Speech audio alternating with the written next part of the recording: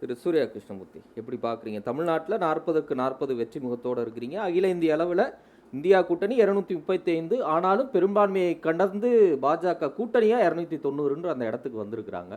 என்ன உணர்த்துது இந்த முடிவுகள்? தேர்தல் மற்ற தேர்தல்களைப் போல கிடையாது.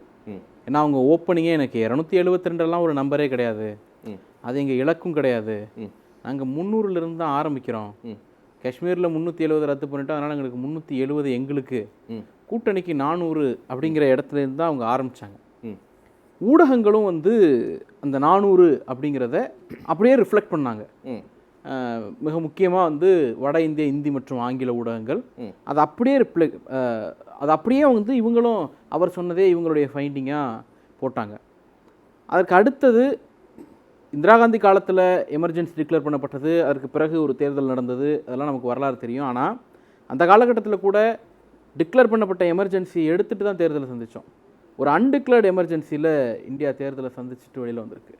அது எந்த அளவுக்கு அப்படின்னா, ஆளுங்கட்சியினுடைய கேள்விகளுக்கு, அவர்களுடைய வெறுப்பு பேச்சுகளுக்கு நீங்கள் நடவடிக்கை எடுப்பீங்களா அப்படிங்கிற ஃபஸ்ட்டு ப்ரெஸ் மீட், நான் சொல்கிறது ரொம்ப லேட்டர்லாம் கிடையாது, ஃபஸ்ட்டு அதாவது மாடல் கோட் ஆஃப் கான்டக்டை அனௌன்ஸ் பண்ணுற அந்த ப்ரெஸ் மீட்டில் மாடல் கோட் ஆஃப் கான்டக்டினுடைய முதல் வரி வெறுப்பு பேச்சு பேசக்கூடாதுன்னு இருக்குது. அது வந்து ஆளுங்கட்சி சார்பாக யாராவது பேசுனாங்கன்னா நீங்கள் நடவடிக்கை எடுப்பீங்களாங்கிறத அந்த கொஸ்டினை கூட ரிசீவ் பண்ணாமல் பாஸ் பண்ணிட்டு போன ஒரு தேர்தல் ஆணையர்களை கொண்டு இந்த தேர்தல் நடத்தி முடிச்சிருக்கோம். இன்னும் குறிப்பிட்டு சொல்லணும் அப்படின்னா, மோடி அப்படிங்கிற ஒரு தலைவருக்கு நோட்டீஸ் அனுப்பணும் அப்படிங்கிறதுக்காக, அவருடைய பெயரை தவிர்க்க வேண்டும் என்பதற்காகவே இதுவரைக்கும் பின்பற்றப்பட்டு வந்த நடைமுறையை முற்றாக மாற்றி கட்சி தலைமைக்கு நோட்டீஸ் அனுப்பக்கூடிய ஒரு தேர்தல் ஆணையத்தை நாம் பார்த்தோம். 2 முதலமைச்சர்களை அரெஸ்ட் பண்ணி உள்ளே வச்சுட்டு தேர்தல் நடத்தின சூழலை பார்த்தோம். சரி, ஒரு பெரிய கட்சியினுடைய அக்கௌண்ட்டை ஃப்ரீஸ் பண்ணி, இன்றைக்கி குஜராத்தில் ஒரு கேண்டிடேட் வின் பண்ணியிருக்காங்க 30,000 ஓட்டு வித்தியாசத்தில். அந்த கேண்டிடேட் வந்து க்ரௌட் ஃபண்டிங் மூலமாக, காங்கிரஸ் கேண்டிடேட், இந்த நாட்டை பல ஆண்டு காலம் ஆண்ட ஒரு கட்சியினுடைய கேண்டிடேட் வந்து க்ரௌட் ஃபண்டிங் மூலமாக தான் அந்த தேர்தலை சந்தித்தாங்க அப்படிங்கிறது நம்ம எல்லாருக்கும் தெரியும். பல பேர் வந்து எனக்கு பிட் நோட்டீஸ், எனக்கு வந்து பேம்ப்ளெட்டை வந்து நீங்கள் கடனுக்கு அடிச்சு கொடுங்க, நான் திருப்பி கொடுத்துட்றேன் அப்படிங்கிற டிமாண்டை காங்கிரஸ் வேட்பாளர்கள் வச்சதை நம்ம பார்த்துருக்கோம். அந்த அளவிற்கு ஒரு நெருக்கடியான சூழல் இருந்த போது இந்த தேர்தலை எதிர்கொண்டிருக்கோம். எல்லாவற்றையும் விட உச்சம் வந்து இந்த போல் பர்சன்டேஜை டிக்ளேர் பண்ணுறதுல இவங்களுக்கு என்ன சிக்கல் இருந்துச்சுங்கிறத நம்ம பார்த்தோம். இல்லை, இவ்வளோ சிக்கல்கள் இருந்தும் அவங்க 290 வரைக்கும் வந்திருக்கிறாங்களே, அப்போ இதெல்லாம் உங்களை நீங்களே சமாதானப்படுத்திக்கிறதுக்கு இல்லை. இந்த சிக்கலெல்லாம் இல்லாமல் நியாயமான முறையில் தேர்தல் நடந்திருந்தால் பாஜக 100 சீட்டுகளை தான். இல்லை, அவங்க எப்பவும் சொல்கிறது தான், ஒன்று இவிஎம்ஐ குறை சொல்கிறாங்க, இல்லை எலெக்ஷன் கமிஷனை குறை சொல்கிறாங்க. இயல்பாக இப்போ உத்தரப்பிரதேசத்தில் அவங்க ரொம்ப வலிமையாக இருக்கக்கூடிய மாநிலம், ரொம்ப முக்கியத்துவம் கொடுக்கக்கூடிய மாநிலம், ரொம்ப பெரிய அளவில் அந்த மாநிலத்தில் அவங்க ஒர்க் பண்ணுறாங்க. அங்கேயே வந்து இந்தியா கூட்டணி இன்னைக்கு 41 இடங்களில் ஜெயிக்குது, 39 இடங்கள் தான் பிஜேபி ஜெயிக்குது.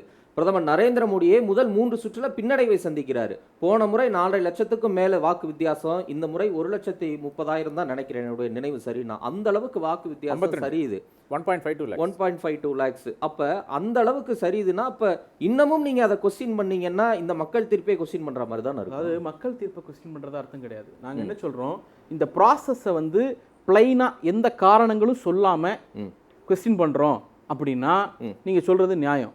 காரணங்கள் ஏதாவது ஒன்று தப்பா இருக்கு அப்படிங்கிறத சொல்ல முடியுமா சார்? இது வரைக்கும் நீங்க எவ்வளவோ தேர்தலை பார்த்துருப்பீங்க உங்களுடைய ஜேர்னலிஸ்ட் எக்ஸ்பீரியன்ஸ்ல. ஃபார்ம் 17C அதிகபட்சம் இன்னைக்கு நைட்டு டிக்ளேர் பண்ணுவோம். இன்னைக்கு நைட்டு எலெக்ஷன் முடிஞ்சிச்சுன்னா நாளைக்கு காலையில் கவுண்ட் பண்ணி கொடுத்துருவோம். ஒரு கான்ஸ்டிடுவன்சிக்கு 236 17C தான் சார் இருக்கும், ஒரு அசம்பிளி கான்ஸ்டிடுவன்சிக்கு அதிகபட்சம். இல்லை பெருசாக போனுச்சுன்னா 300 ஃபார்ம் 17C இருக்கும். இதை சம்மப் பண்ணி கொடுக்கறதுக்கு 3 நாள் ஏன் வருது? நீங்கள் இந்த டிஃபரன்ஸை கூட நான் கொஸ்டின் பண்ணல. அதாவது இன்னைக்கு ஈவினிங் வந்து 62%, நாளை காலையில் 70% நீங்கள் சொல்றீங்க, 8% வருது அப்படின்னா ஓவர் நைட்டில் கூட்டி அந்த 8% வந்ததுன்னு நான் அக்ரி பண்ணுறேன். ஆனால் இன்னைக்கு வந்து 62, நாளை மறுநாள் வந்து 67 ஆகுது அப்படிங்கிறது இருக்குல்ல. இது வந்து ஏன் இந்த அது இன்னொன்று, இது ஒரு பிரச்சனை. இந்த மாதிரி பல்வேறு இடங்கள்ல இடைஞ்சல் ஏற்படுத்தி இருக்கிறார்கள். அந்த ப்ராசஸ் வந்து நான் வந்து மிகப்பெரிய எதிர்ப்பாளைய நலிஃபை பண்றதுக்கு, குறைப்பதற்கு இவர்கள் மேற்கொண்ட இந்த நடவடிக்கை எல்லாம் உதவி இருக்கு. Right, okay. இப்போ அப்படியே நம்ம தமிழ்நாட்டுக்கு வந்தாலும் நீங்க சொல்ற மாதிரி இங்கே களம் வந்து உங்களுக்கு ரொம்ப சாதகமா, ஏறக்குறைய 2004 என்ன ரிசல்ட் வந்ததோ அதே ரிசல்ட் 40க்கு 40 இப்பயும் உங்களுக்கு வந்திருக்குல்ல. இப்போ இதையெல்லாம் நீங்க எப்படி பாக்குறீங்க? தமிழ்நாட்டை பொறுத்த வரைக்கும் நாங்க அன்னைக்கே ஃபார்ம் 17C ரிசீவ் பண்ண ஃபார்ம் 17C பைண்ட் பண்ணி வெளியிடுற அளவுக்கு நாங்க ரெடியா இருந்தோம். இந்த இன்ஃப்ராஸ்ட்ரக்சர் இப்போ ஊபிலையோ மற்ற பகுதிகளிலேயோ இல்லாத இடங்கள்ல ட்விஸ்ட் ஆயிருக்கு அப்படிங்கிறதா இல்ல. நான் என்ன கேட்கிறேன், எலெக்ஷன் கமிஷன் நடவடிக்கைகள் நம்ம நிறைய பேசியிருக்கோம். அதுக்கு அப்பாற்பட்டு இந்த மக்கள் தீர்ப்பு எதெல்லாம் என்ன ஓட்டத்தில் வச்சு இப்படி வாக்களிச்சிருப்பாங்க? உத்தரப்பிரதேசத்தில் பாஜகவை புறக்கணித்த மக்கள் அண்டை மாநிலமான மத்திய பிரதேசத்தில் முழுமையா சீட்டு கொடுக்குறாங்க. குஜராத்தில் ஒரு தொகுதி தவிர்த்து எல்லாமே பாஜக ஜெயிக்குது. ஒடிசால ஒரு பெரிய வெற்றியை பெறுறாங்க. ஆந்திர பிரதேசத்திலையும் பெரிய வெற்றி கூட்டணியோட சேர்ந்து பெறுறாங்க. பாஜக கூட்டணியில இருந்தாலும் கேரளால ஒரு தொகுதியில வின் பண்றாங்க, கால் பதிக்க முடியாது. இப்போ அங்கங்க சர்ப்ரைசிங் ஃபேக்டரும் பாஜகவுக்கு வேலை செஞ்சிருக்குல்ல. இதெல்லாம் என்ன மக்களின் என்ன ஓட்டத்தை வெளிப்படுத்துது? நிச்சயமா வேலை பார்த்துருக்கதெல்லாம் இல்லைன்னு சொல்லல. பாஜக இந்த தேர்தல் அனௌன்ஸ்மெண்ட்டுக்கு முன்னாடி 2 முக்கியமான டார்கெட் பண்ணாங்க. ஒன்று, முக்கியமான சில மாநிலங்களில், தமிழ்நாடு உள்ளிட்ட சில மாநிலங்களில் இந்தியா கூட்டணியை உடைப்பது. இன்னொன்று, இவங்க சில இடங்களில் வலுவான கூட்டணி அமைப்பது அப்படிங்கிற 2 அட்டம்ப்டை எடுத்தாங்க. அதில் இவங்க கூட்டணி அமைக்கணும்னு எங்கெல்லாம் விரும்பினது சக்ஸஸ் ஆனிச்சோ, பர்ஃபெக்ட் எக்ஸாம்பிள் ஆந்திரா. அங்க வந்து அவர்களுக்கு அது கை கொடுத்திருக்கு. அதே போல கூட்டணியை உடைக்கணும்னு முயற்சி பண்ணி தோற்று போன இடங்கள்ல வந்து அது ரிவர்ஸ் ஆயிருக்கு. உதாரணத்துக்கு சமாஜ்வாடி பார்ட்டி காங்கிரஸ் உடைக்கணும்னு முயற்சி பண்ணாங்க, அது உடைக்க முடியல. அது வந்து இன்னைக்கு அவங்களுக்கு பேக் ஃபயர் ஆயிருக்கு. இந்த மாதிரி இந்த தேர்தல் ஒரு அலை கிடையாது. இன்னொன்று ஒரு ஃபேஸ், மோடி அப்படிங்கிற ஃபேஸ்க்கான ஓட்டு அந்த மாதிரியெல்லாம் இல்லாமல் கூட்டணி பலத்தின் அடிப்படையில் நடந்த தேர்தல்.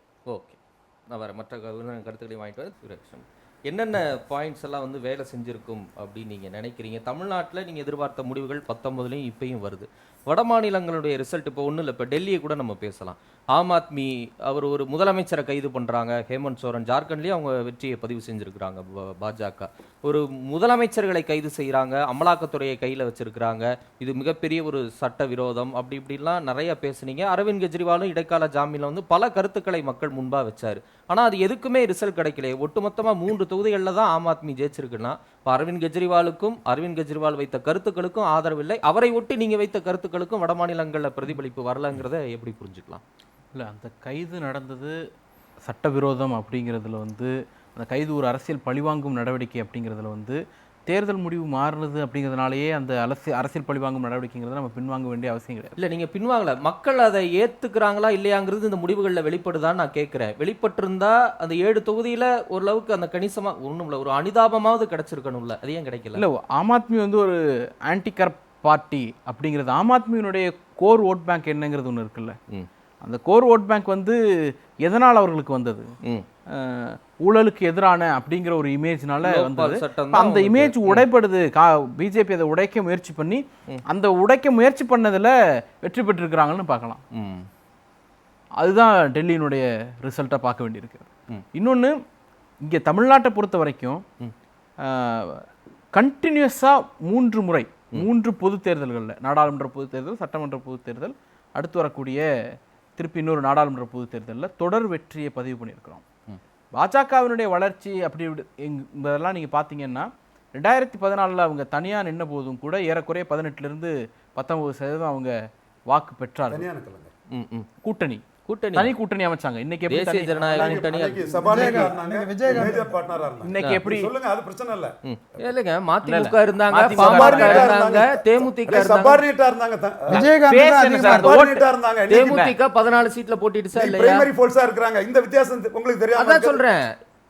அன்னைக்கு தேமுதிக தான் லீடர், பாஜக சபார்டினேட். எஸ், ஆமா, ஒத்துக்கிறேன். இன்னைக்கு பாஜக லீடர். அவ்வளவுதான் மேட்டர். இல்ல, அடிப்படையில் அன்னைக்கு வந்து விஜயகாந்த் பிரைம் மினிஸ்டராக்குங்கன்னு ஓட்டு கேட்கல, மோடி பிரைம் மினிஸ்டராக்குங்க தான் அன்னைக்கு சூர்யா சார். அன்னைக்கு ஓட்டு என்ன சார் அவங்களுக்கு? ஓட்டு தான். சரி, அவர் பேசட்டும், அதுக்கப்புறம் சொல்லுங்க. மோடிக்கு ஓட்டு போடுங்கன்னு 2014 தனியா நின்று ஒரு அணி அமைச்ச போதும் இந்த 18% வாங்கினாங்க. இன்னும் சொல்ல போனா அன்னைக்கு சிபிஆர் வாங்கின ஓட்டை விட அண்ணாமலை இன்னைக்கு வாங்கியிருக்கிற ஓட்டு கம்மி கோயம்புத்தூர்ல. இப்போ அதனால வந்து அவங்க ஒரு பெரிய ஃபோர்ஸா வளர்ந்துட்டாங்க அப்படிங்கிறதோ, இல்லை இது வந்து சட்டமன்றத்தில் ரிஃப்ளெக்ட் ஆகுங்கிறதோ நம்ம எதிர்பார்க்க. 12 தொகுதிகளில் 2வது இடங்க. இல்லை, நான் என்ன சொல்றேன், இந்த தேர்தல்ல ஏடிஎம்கேவுடைய இன்எஃபிஷியன்சின்னு ஒன்று இருக்குல்ல, அதுதான் அங்க ஈல்ட் ஆயிருக்கு. ஏடிஎம்கேவோட இன்எஃபிஷியன்சி அப்படிங்கிறது இங்க இல்ல என்னன்னா, மோடி 3வது முறை, மோடிக்கான அலை 8 முறை இங்க வந்தாரு, கச்சத்தீவு விவகாரம், இப்படி ஏகப்பட்ட விவகாரத்தை கையில எடுத்தும் நடைப்பயணமெல்லாம் போயும் அவர்கள் வந்து அன்னைக்கு 2014 என்ன சதவீதம் எடுத்தாங்களோ கூட்டணியா, அதே சதவீதம் தான் இன்னைக்கு ஏறக்குறைய எடுத்திருக்காங்க. இன்னொன்னு, இது வந்து திமுகவை எந்த வகையிலும் பாதிக்கல அப்படிங்கிறது தான் என்னுடைய கிளைம். தமிழ்நாட்டுல பாஜகவுக்கு இடம் இல்லை, தாமரை மலராது, அப்கோர்ஸ் சீட் ஜெயிக்கல. ஆனா 75 லட்சம்ங்கிறது வந்து ஒரு குறிப்பிடத்தகுந்த அதிமுகவுக்கும் பாஜகவுக்குமான பிரச்சனை. இவங்க சொல்றாங்க இவங்க கூட்டணி பிரிஞ்சு நின்னதுனால திமுக வெற்றி பெற்றது. சொல்லுங்க. அதாவது அண்ணாமலையே ட்வீட் பண்ணியிருக்காரு 2019 3.7%, 2024 வந்து 10.7% அப்படின்னு ட்வீட் பண்ணியிருக்காரு. திஸ் இஸ் 116% ரைஸ் அப்படின்னு இருக்காரு. அதற்கு என்னுடைய நண்பர் ஸ்ரீராம் போட்டிருக்காரு, பிஜேபி 2014 வந்து 18.8% ஓட் ஷேர் இருந்தது. அப்போ வந்து திமுகவும் அதிமுகவும் சப்போர்ட் இல்லாமல் தனியா நின்ற சமயத்துல, இந்த 2 பெரிய கட்சிகளும் இல்லாத சமயத்திலே வந்து உங்களுக்கு 18.8% வந்திருக்கிறது. இப்போ வந்து இருங்க ஒரு நிமிஷம் இருங்க, இது 2014 வந்து 18.8%, 2019 வந்து 3.7%, 2024 வந்து 10.7%. இதுதான் உண்மை நிலையா இருக்கிறது என்று அண்ணாமலையுடைய நம்பருங்க. அது அண்ணாமலையுடைய நம்பருங்க. அப்ப அண்ணாமலை சொல்லிருங்க. சூர்யா பதில் சொல்லுங்க. இருங்க அவர் நேரங்க. அண்ணாமலையும் சசிகலா கூட்டணி வரும்போது வரமாட்டாருங்க, அண்ணாமலை மாத்தி பேசுவாருன்னு சொன்னவன் தான். அதெல்லாம் நமக்கு மேட்டர் இல்ல. சரி, அது வந்து தேமுதிக ஓட்டும் அதிமுக ஓட்டையும் சேர்த்தது. இது வந்து இண்டிவிஜுவல் பாஜக இல்ல இல்ல அதான் நான் சொல்லிட்டேன். விஜயகாந்த் சாரை வந்து அந்த தேர்தல் முடிஞ்சோடனே சிஎம் கேண்டிடேட்டா கொண்டு வரதா ஒரு பேச்சு நடந்தது. அது நடந்தது. ஏன்னா அந்த அலையன்ஸ்ல முக்கியமான பங்கு நான் வச்சிருக்கேன். Right, okay. சூர்யா முடிங்க. விஜயகாந்த் வந்து சிஎம் கேண்டிடேட் அப்படிங்கிற பொதுவெளியில எல்லாம் எங்கேயும் டிக்ளேர் பண்ணி அதனால அது வந்து போடல. அது இன்டர்னல் பாலிடிக்ஸ்ல என்ன நடந்துச்சு நமக்கு தெரியாது. பொதுவெளியில என்ன நடந்ததுன்னா, அதனால விஜயகாந்துக்காக அந்த ஓட்டு அவங்களுக்கு கிடைக்கல. அன்னைக்கு மோடிக்காக கிடைச்ச ஓட்டு தான் அது. இன்னைக்கு அந்த ஓட்டுல சரிவு இருக்கு அப்படிங்கிறது தான் டேக்அவே. இன்னொன்னு, இந்த ஓட்டு திமுகவை பாதிக்குதா அப்படிங்கிறது தான் கேள்வி. திமுகவை எந்த வகையிலும் பாதிக்கல. இது வந்து இவங்க என்ன சொல்றாங்க, அதிமுகவும் பாஜகவும் ஒன்றாக நின்றிருப்பார்கள், ஆனால் எங்களுக்கு வந்து திமுகவுக்கு பல இடங்கள்ல டஃப் ஃபைட் இருந்திருக்கும் அப்படிங்கிறாங்க. இவங்க 2 பேரும் சேர்ந்து நின்ன தேர்தல்ல தான் நாங்க இதை விட பெரிய ஸ்வீப் அடிச்சோம், இதை விட அதிகமான வாக்கு பெற்றோம். ஏன் அப்படின்னா, ஆன்டி மோடி அப்படிங்கிற அந்த வாக்குகள் சிதறாமல் எங்களுக்கு கிடைச்சு. இன்னைக்கு ஒரு போர்ஷன் வந்து அதிமுகவுக்கு போயிருக்கோ அப்படிங்கிறது தான் ஃபைனல் ரிசல்ட்டை பார்க்கும்போது நமக்கு தெரிய போகுது. அதனால ரவீந்திரன் சார் ஒத்துப்பாங்க. ஏன்னா எப்பொழுதுமே 1+1 2 கிடையாது. 2 பேர் சேர்ந்து நின்றிருந்தா இந்த வாக்குகளை அவர்கள் பெற்றிருப்பார்களா அப்படிங்கிற கேள்வியும் இதுல இருக்கு. சேர்த்து ரைட். 2019 வாங்கின வாக்கு சதவீதம் வித்தியாசத்தை விட இப்போ குறைவா தான் இருக்குது. அதுக்கு என்ன காரணம்? 4 கார்னர் ஃபைட் சார். ஆட்டோமேட்டிக்கா ஓட்டு சேதரும்ல. அதான் ரீசன். அன்னைக்கு 2 கார்னர் தானே. இன்னைக்கு நாம் தமிழர் கணிசமான வாக்கு வாங்கி இருக்காங்க.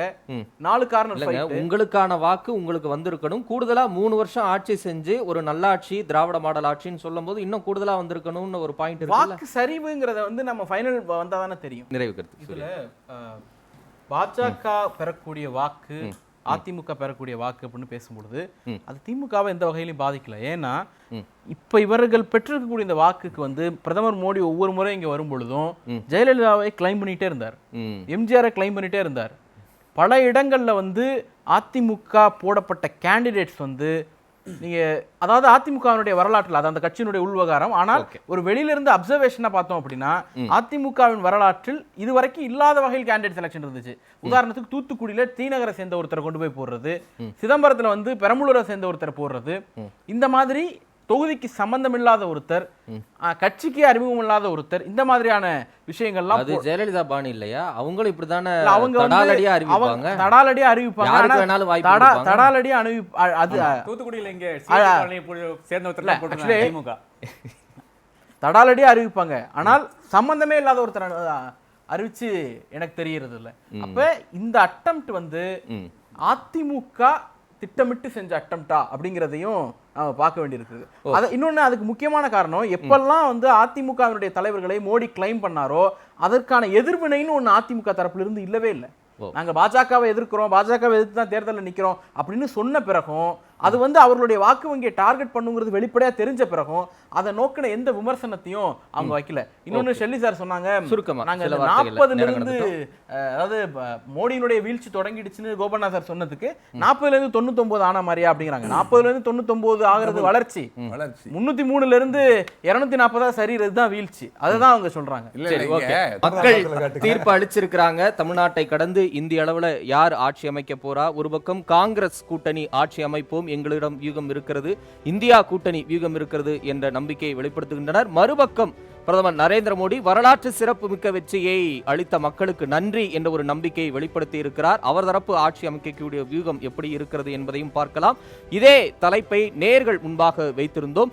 அரியணைக்கு இழுபறி, இறுதியில் வெல்லப்போவது யார் என்ற ஒரு நிலைப்பாட்டில் அதற்கு மக்கள் அளித்த முடிவுகளை பார்க்கலாம். 39,000 நேயர்கள் தங்களுடைய வாக்குகளை பதிவு செய்திருக்கின்றனர்.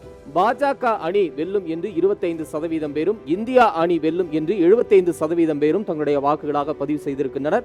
39,000 நேயர்கள் வாக்குகளை பதிவு செய்திருக்கின்றனர். இறுதியில் வெல்லப்போவது பாஜக அணி என்று 25% பேரும், இந்தியா அணி என்று 75% பேரும் தங்களுடைய வாக்குகளாக பதிவு செய்திருக்கின்றனர். பார்க்கலாம் இறுதியில் யார் வெல்லப் போகிறார், யார் அந்த அரியணையில் அமரப்போகிறார், அடுத்த 5 ஆண்டுகளுக்கு மக்களை ஆளப்போவது யார் என்ற ஒரு கேள்விக்கான விடை இன்னும் சில நாட்களில் தெரிந்துவிடும் என்ற நம்பிக்கையோடு இந்த சிறப்பு விவாத நிகழ்ச்சியை நிறைவு செய்கிறேன். பங்கேற்ற விருந்தினர்கள் அனைவருக்கும் நன்றி. மீண்டும் சந்திப்போம் நேயர்களே. நன்றி, வணக்கம்.